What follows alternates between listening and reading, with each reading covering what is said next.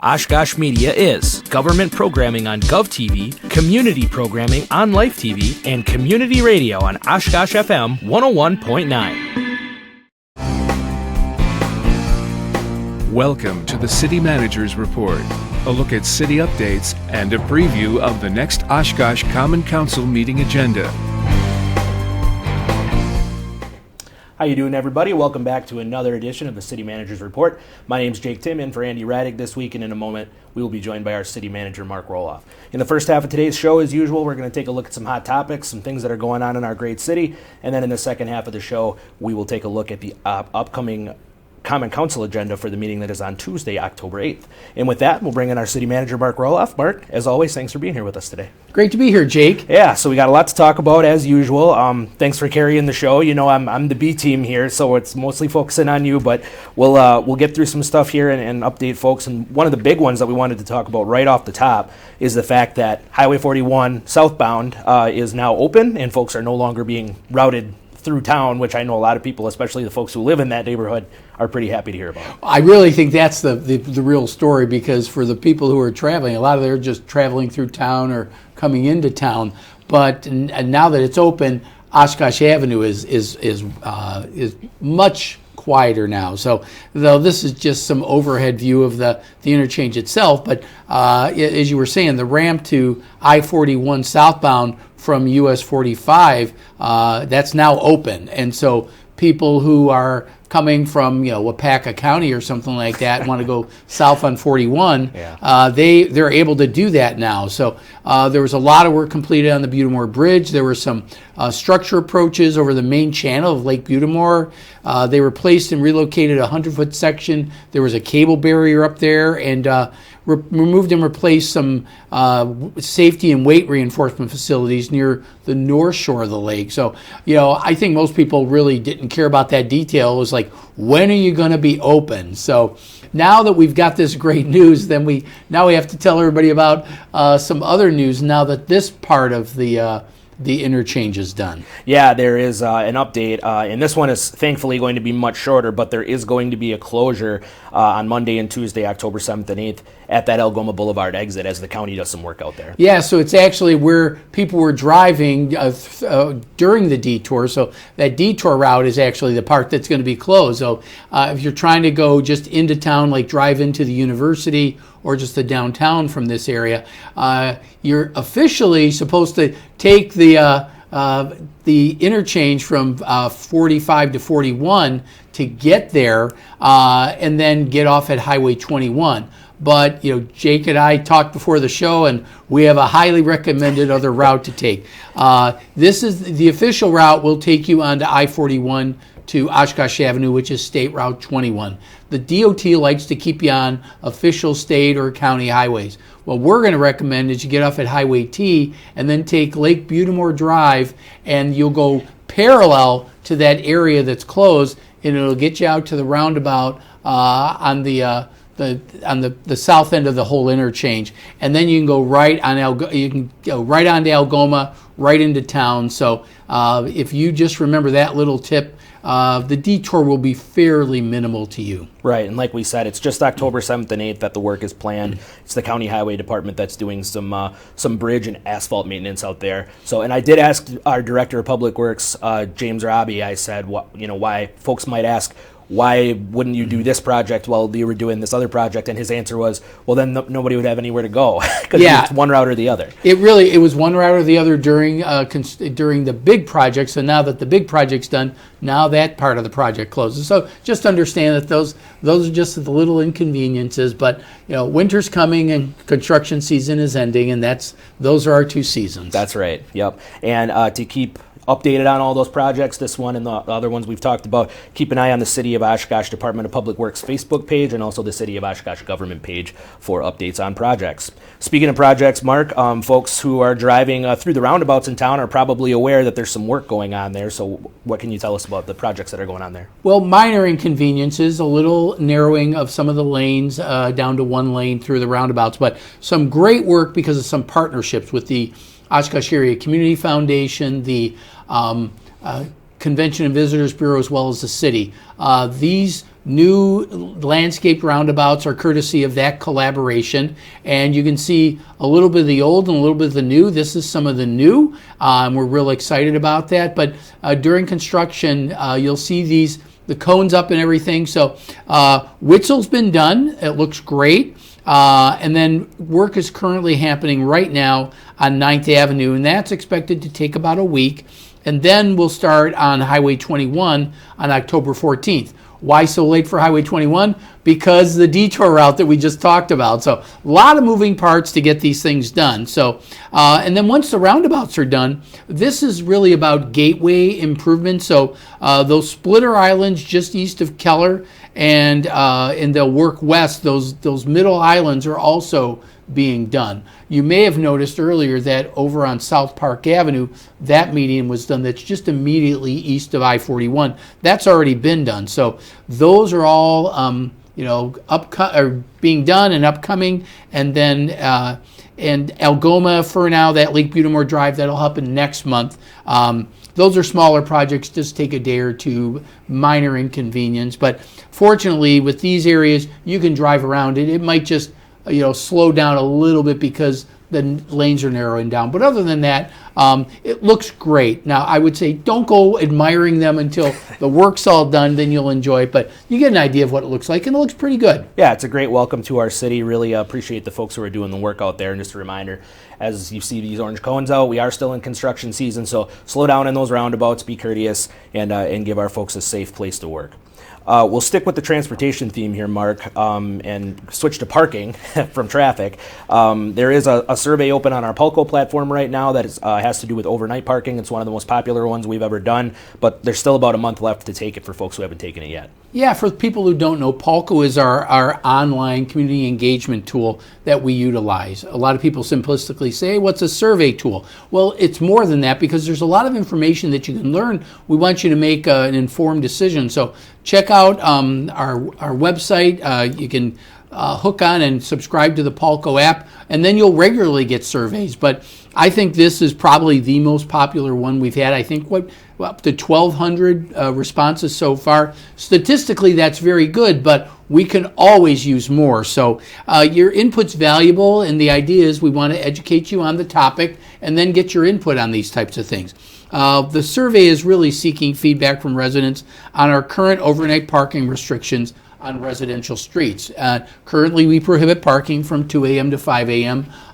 Some of it's because of operational things with the city, but it's also, some people feel strongly about not wanting cars on city streets. Other people don't think it's that big a deal.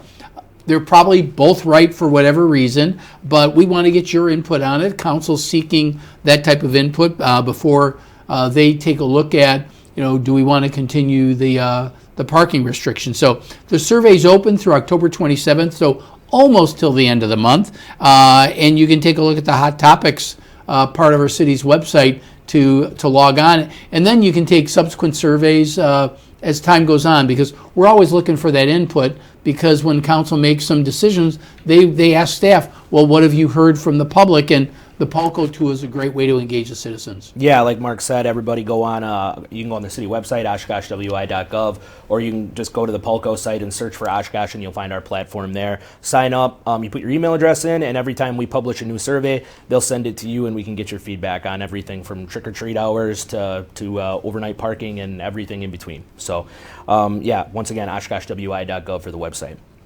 All right, Mark, let's talk about a pretty cool event that happened downtown. I know you mentioned before the show you were there, and there's a lot of historical buildings downtown, but there's one that kind of had the spotlight shown on it, so to speak. Yeah, it was a spotlight because it was a place where a very famous photographer in American history lived. It was an Oshkosh resident by the name of Lewis Hine. The Landmarks Commission, which really celebrates a lot of the history of our community, they were celebrating Lewis Hine's 150th birthday. Lewis Hine was born in Oshkosh, and he became a teacher and a photographer, and he really gained fame for documenting children working in mills, mines, factories, and on the street. And the images he captured really helped influence child labor legislation that was signed by President Franklin Roosevelt in 1938. And if you've seen photos from the past of children working in factories and everything, chances are it was Lewis Hine who did that documentation. I actually recognized a couple of the photographs to just give a rough idea. So the event was held on September 26th at 413 Main Street. That is the location for an art gallery called Jambalaya. But the tremendous significance with this building is its connection to Lewis Hine and his family. They operated a restaurant and lived upstairs there from 1883 to 1889. It's the only building in the city where Lewis Hine lived, and then that still remains in the city. So that's really something. We were very fortunate. Representative Palmieri read a proclamation issued by Governor Evers, and the Landmarks Commission presented a bronze plaque to the current owner, and that family's owned the building since 1907. And there was a member of the family who was there and very excited and taking photographs himself and enjoying what he could see. But the coolest part of this is, even though we're talking about what happened on September 26th, the event continues, and the photography of Lewis Hine is still on display at Jambalaya, again, 413 North Main Street. The Oshkosh Public Library and our Landmarks Commission co-sponsored the event with other community partners, but the exhibit remains all the way through October 31st. Thursdays and Fridays, 4 to 8 p.m. and 8 a.m. to 8 p.m. at Jambalaya. So, if you have a chance, swing by, take a look at it. It's really something else. A really cool historical landmark downtown. We have so many of them, but really cool to see this and learn a little bit more about someone who is famous, who is a native of Oshkosh and lived here. So that's great. Absolutely. All right, well, let's switch gears now and talk about parks updates, Mark. And I know that there's some changes to the zoo hours, and we just want to update folks on how that's all going to work. Well, normally the zoo is closed for the season with the exception of a couple of events, but we decided that we're going to reopen the zoo on Monday, October 14th, and it'll be open from 10 a.m. to 2 p.m. Monday through Friday, and admissions free. And we're excited about that. Basically, it's the week before some of our big events that are coming up, and the increase in visitors and their enthusiasm, we thought it was good to offer these extra hours. So even though normally we're closed by the end of September, we decided let's open it up for just another week, just so families can go. And additional hours, because of the year-round exhibits that we do have now. A lot of times, a lot of our exhibits went away because they weren't necessarily native animals. Well, the native animals can handle the Wisconsin winters, so we want to keep them there. So, we've got wolves, otters, an eagle, foxes, and elk, and you can take a look at all of those animals because they're native to Wisconsin and just enjoy them. And then stay tuned, because we do have the bear and the new fox exhibit, and we're hoping to find a bear very soon that'll take residency up there, and we'll be excited to add that. So we're really excited about this. Yeah, it's rare that Wisconsin would get excited about bears coming to town, but hey, that when it has to do with our zoo, we'll take it. And speaking of the zoo, you mentioned, Mark, that there's some big events coming up, and we did want to remind folks one more time there's a couple of really popular annual events that are coming up very soon. Yeah, these annual events, it started out with Zuluing Boo, but then we said, we got to have something for the adults. So the first one is going to be Friday, October 18th. That's Brews at the Zoo. You celebrate Halloween at the zoo with craft beer, food trucks, live music, and costume contests. It's from 5 to 9 p.m. and it's free admission. So you must be 21 years of age to drink or purchase alcohol there. But it is free admission, so you'll be able to enjoy yourself. And then the following day, Saturday, October 19th, is the family-friendly event.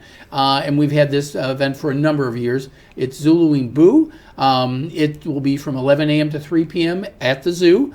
You can enjoy trick-or-treat stations, food trucks, games, costume contests. This one does require tickets because it gets a pretty good demand. So tickets will be available starting October 1st, so they're already available through the Parks Department web page. And we're real excited that very family-friendly event. Costume contest, so kids bring your costumes, and but there is an admission fee, $5 for adults. Younger kids, kids 2 to 17, $3, and then Babies 1 year and under are free. Great. Yeah, and so great events coming up, kind of centered around the Halloween holiday. And with the calendar flipping to October, we get this question a lot.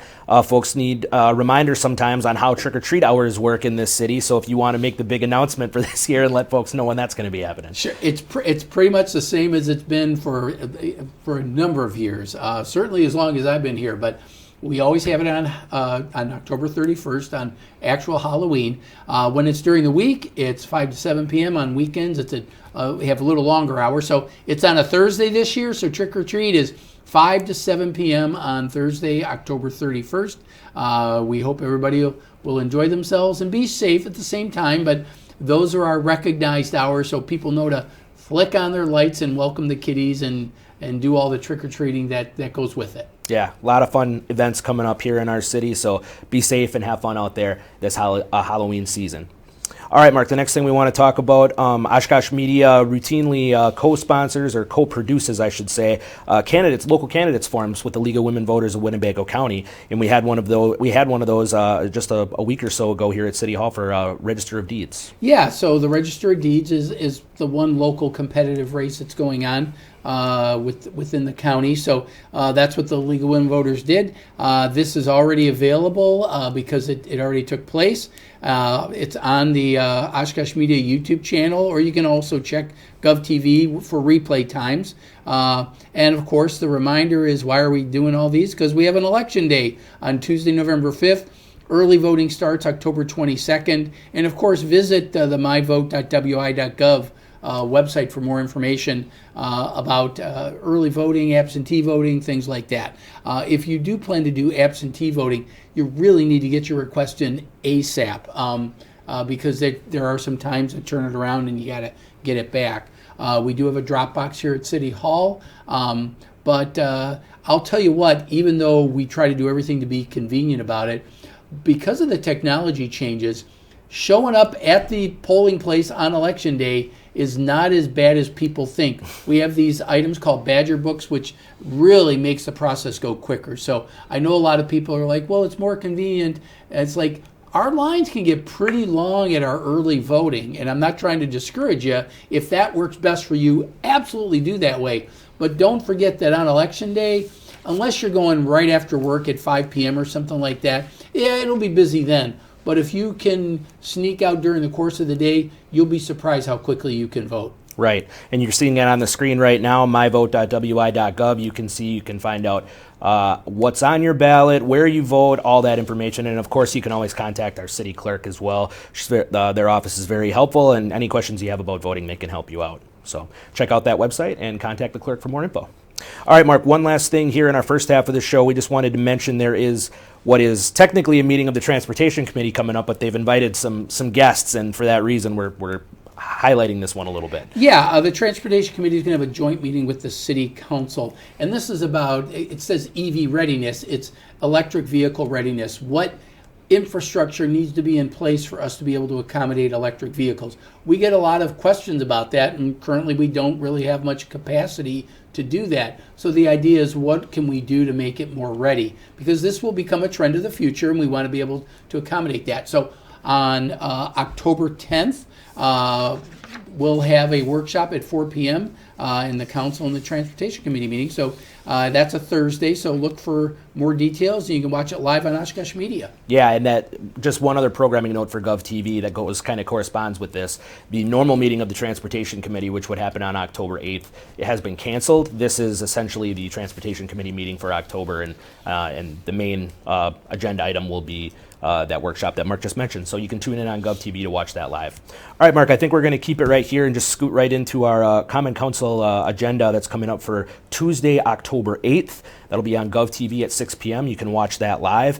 And we've got some guests or a guest, I should say, who's traveling quite a long way to thank our fire department for a partnership that they have with them.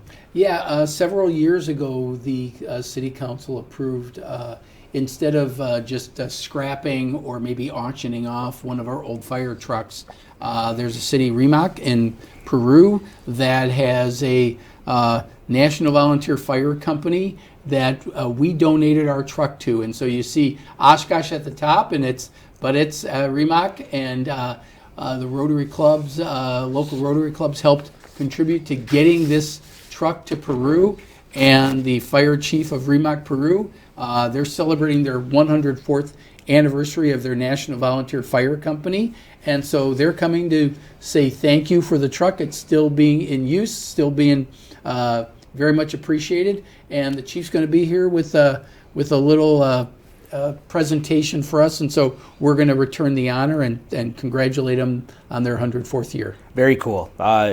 I saw an email from Chief Stanley. He mentioned that, that across the world, the firefighters, brothers and sisters, it's a very tight-knit community. So even outside of the state and outside of the country, we're still able to see that play out, and that's pretty neat. Yeah. Alrighty, the next one, I feel a little selfish bringing this one up, but we talked about it beforehand and thought maybe it was a good opportunity to educate some folks. There's a resolution on here to approve the purchase from Teleview Corporation for master control equipment for Oshkosh Media. So this is a project that we actually know a little bit maybe more about than you do. I think you know a lot about it, so I should be interviewing you in this case because, just so everybody knows, this is something that we did with some of our ARPA money, and this is equipment that's needed it's sort of the guts of Oshkosh Media, and a lot of people think about different aspects of what Oshkosh Media is. It's more than just this studio and this table and the cameras that are facing us.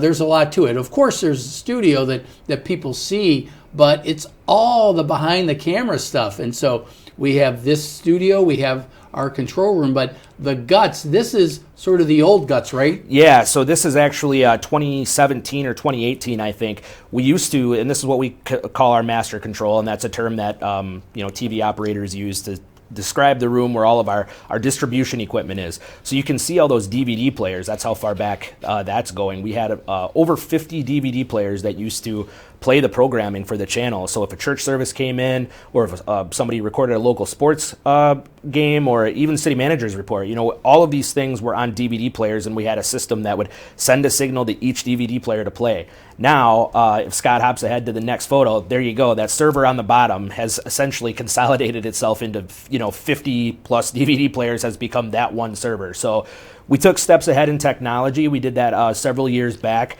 This equipment, like all servers and computers and technology, becomes outdated after 7 or 8 years. So it's time to come back around and update this.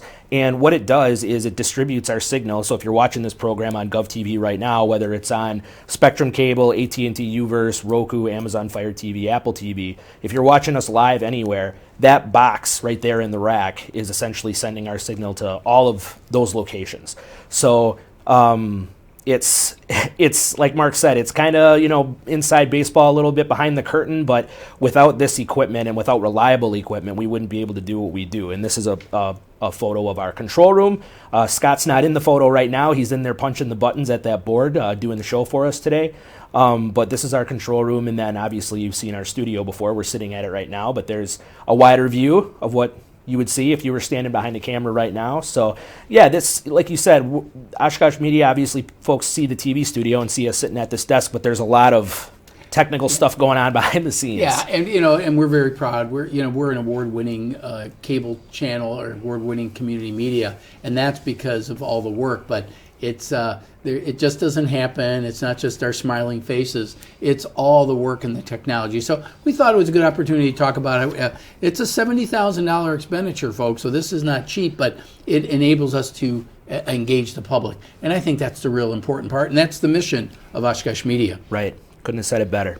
We'll move on to the next one, Mark. It's a zone change at 1700 Oregon Street, and folks might recognize this as the old Whiskey's Tavern. Which is why we get questions about these. What's going on at Whiskey's and this and that? So the Plan Commission has already recommended to approve a zone change, which allows what's called a plan development to take place. So everybody, not everybody, but a lot of people know where Whiskey's is, 17th and Oregon. And there's in the old banquet hall that was attached to Whiskey's, it's actually going to be converted into some residential, and that's really what this is about. So if people say, what's going on with Whiskey's? I don't know if it's going to keep the name Whiskey's. That's up to the owners, but the idea is to convert a little bit of this to more residential. So hopefully that satisfies the curiosity of people who've been asking the question out there in the community for quite some time. Oh, great. Thanks for the update on that one.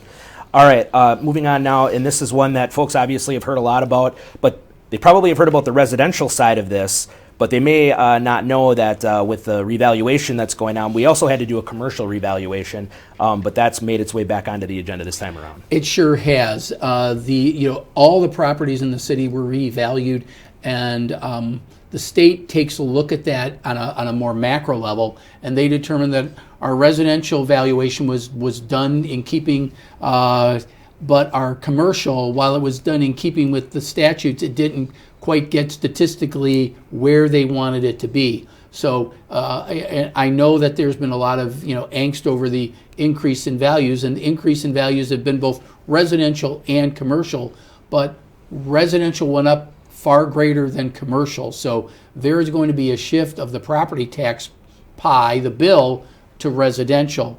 But the state has determined that the commercial wasn't done high enough, so they're requiring both commercial and residential. I don't expect residential to rise as much, but commercial will rise, and so that will then bring a shift back to commercial. And whenever there's that shift that happens, it will increase, it'll shift the tax burden from one to another. So that's part of it. Somebody asked, well, why don't you do this more frequently? Well, part of it is because what's on the agenda is just the commercial part of the assessment. Our residential is done by our in-house staff. And again, they did an excellent job. We're getting a new firm to do this valuation for us, but it's $285,000. So this isn't something that you can just do without any cost. So you don't want to do it all the time, but we're going to be redoing this commercial valuation, and we'll still do residential, but we think we can do that without a significant amount of cost, and the impact shouldn't be as significant. And there, you might see a minor shift back, but we won't be able to talk about that until probably August of next year. So I know that there are people nervous about the tax bills, and generally the shift is going to result in an increase or a swing over to the residential side, and I can't deny that, but it's not going to, everybody said the values average going up 70%. It's not a 70% shift, but around 20 it could be, a 20% increase on the residential city side. So just be aware of that, but we wanted to let everybody know that we're redoing the commercial for sure, and we'll be doing a minor one with residential on the valuation side. And this obviously isn't the last time we'll talk about this on this show, so we'll keep folks updated as the process moves forward. Yeah. Alrighty, and rounding out the agenda here, Mark, we want to do some City Hall, I think, is a good one. Yeah, let's go to City Hall. The City Hall facility study update. You see that under future agenda items and workshops. So a study was done to kind of assess where we're at with City Hall, Mark, and this in-meeting workshop is going to lay out some of that. It's brief in the council. We had done a City Hall analysis about 7 years ago, but it's pretty dated and needs to be updated. And then the council asked to take a look at some other options. And one of them was rehabbing this current City Hall location, looking at another location. And the one they had in mind was the City Center property because there's some vacancies there and there's some potential opportunities there. And then just take a look at what it would cost for a brand new building on a brand new site. So all three options are going to be evaluated and reported back to council, and we're going to do it at the next meeting on October 22nd. Okay, great. And then just wanted to mention real quick so that folks will know, the 2025 all-day budget workshops that happen every year, those are going to be on the 28th and 29th of this month. They are. We plan to deliver the 2025 budget, proposed budget to council on October 18th. Give them a couple weekends to take a look at it, and then 2 marathon all-day sessions with the council. Appreciate the time they give us, but we'll brief everybody on what we're going to be looking at for 2025, and you'll be able to see the council, talk to the department heads, ask questions about different departmental budgets. So that's again, community involvement, community engagement. Marathon for council, marathon for staff, but important to hash those things out and get everybody educated on the budget. Yep, that's for sure. Alrighty. Well, Mark, I think that's all the time we have today. Thanks so much for being here and carrying the show. As always, when I fill in, I appreciate your time, and we all do. Thank you. Always a pleasure, Jake. Thanks. All right, and thank you folks for tuning in and watching today. Again, that Oshkosh Common Council meeting is going to take place Tuesday, October 8th. You can watch it live on GovTV. That's on Spectrum Cable Channel 10, UVerse Channel 99, Roku, Amazon Fire TV, and Apple TV. Stream for free on those. And if you don't catch the meeting live, you can watch it on YouTube or on GovTV replays, oshkoshmedia.org for replay times. That's all we have time for today. We'll see you next time. Take care.